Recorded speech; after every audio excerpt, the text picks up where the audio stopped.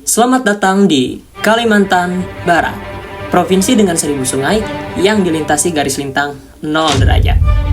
Kalimantan, tempat para Dayak menyimpan mandau, bermain sape, memakan lemang, menggunakan songket sambas, dan mengenyam tikar lampin. Kalimantan Barat, kali ini kita bakal jalan-jalan di provinsi ini dengan senang hati.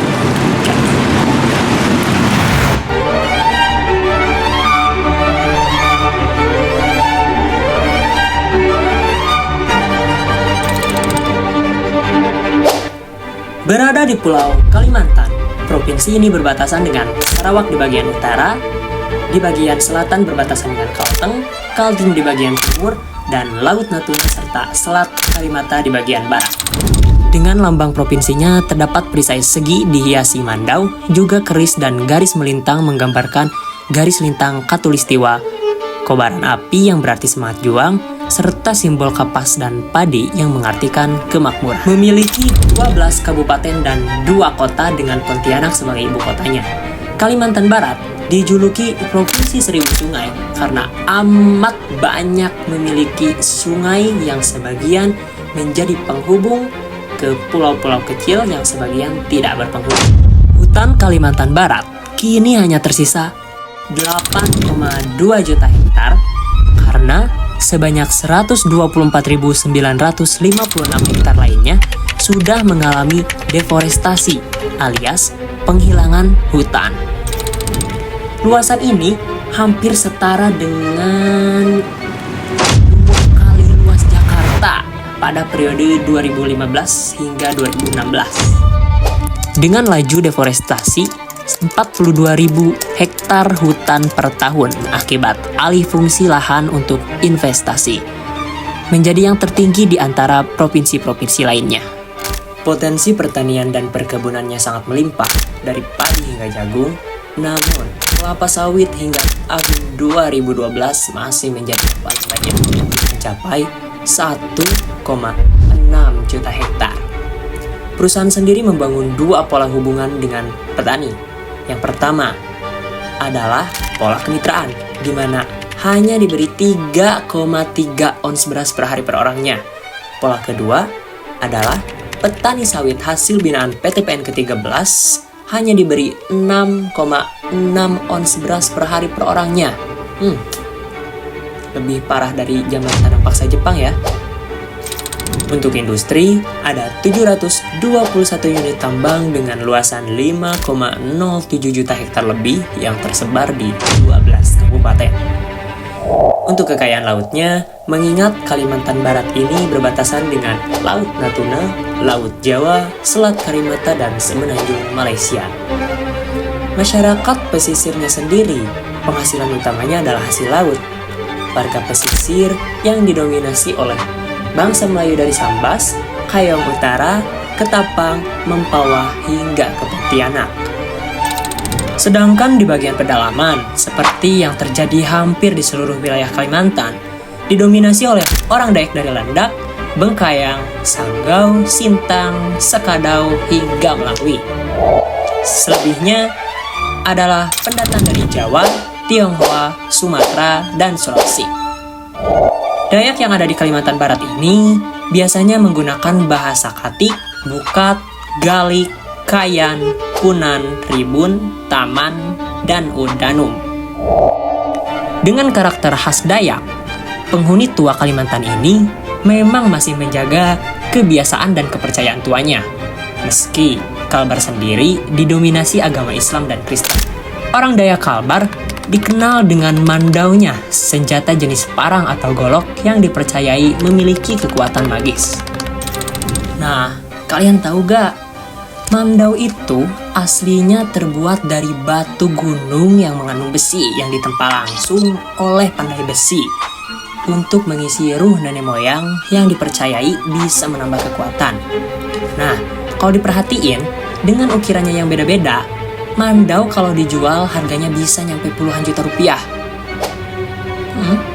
Tapi tidak bisa sembarang orang memilikinya. Kalau kamu ingin memiliki mandau, kamu akan diwarisi ilmu peang atau ilmu perang warisan leluhur yang akan membuatmu kebal terhadap senjata apapun. itu. Nah, saking sakralnya Mandau, diabadikan dalam sebuah tarian yang disebut tari perang atau ajat pedang. Apa sih tari perang atau ajat pedang ini? Nah, tari perang atau tari ajat pedang ini menceritakan tentang persiapan seorang remaja atau pemuda yang akan turun melakukan ekspedisi, yang biasanya disebut ekspedisi mengayau. Tarian ini akan dimulai dengan ritual memuja pedang yang akan diiringi oleh musik tebah uno. Kurang lebih, tarian ajat pedang seperti ini.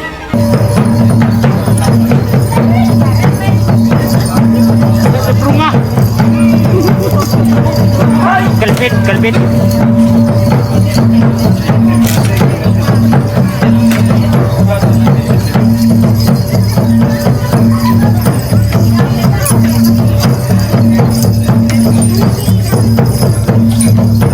Tidak hanya menyerang, Dayak juga punya tarian penyembuhan yang akan dilakukan oleh dukun. Dukun melakukan jampi-jampi sembari melakukan tarian penyembuhan yang disebut tari monong atau manang atau balian, sambil diiringi oleh musik Dayak yang biasanya menggunakan kolatung dan tawak. Kira-kira tarinya seperti ini.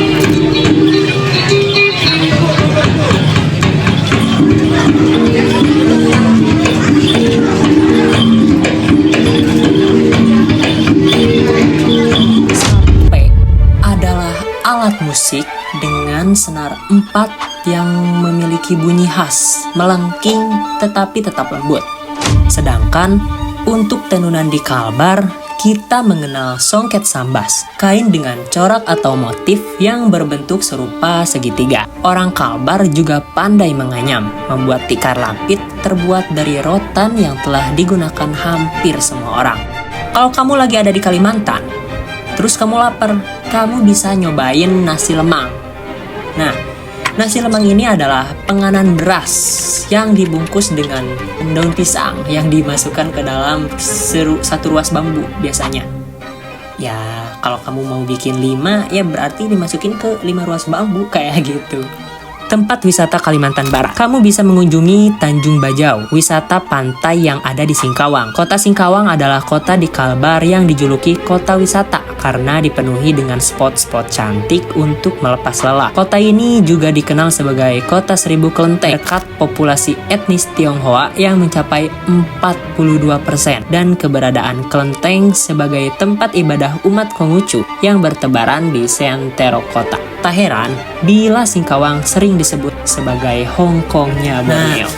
Kalau kamu udah puas keliling kota Singkawang, coba deh lepasin penat kamu di Pasir Panjang Singkawang. Pantai indah yang menarik perhatian wisatawan luar negeri.